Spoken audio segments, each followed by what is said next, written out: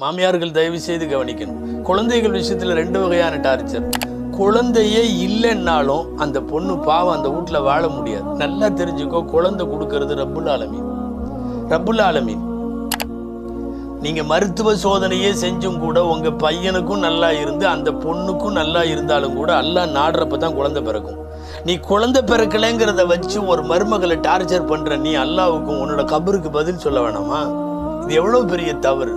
அடுத்து இன்னொரு டார்ச்சர் நம்ம நாட்டுல அதிகமா இருக்கிறது என்ன தெரியுமா? பெண் குழந்தை வரிசையா பிறந்தா அந்த மருமகளை போட்டு திட்டுறது.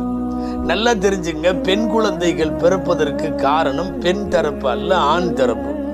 எவ்வளவு கேவலம் இது! பெண் குழந்தை வரிசையா பிறந்த உடனே மருமகளை திட்டுறது. நான் மாமியார்களுக்கு சொல்லுகிறேன், பெண் குழந்தை வரிசையா பிறந்துச்சுன்னா உன் மகனை நிக்க வச்சு வேணா நடுவுட்ல திட்டு பார்ப்போம், ஏண்டா இப்படி பெத்துக்கிறேன்னு. உண்மை அதுதான், அறிவியலும் அதுதான் சொல்லுகிறது, மார்க்கமும் அதைத்தான் சொல்லுகிறது.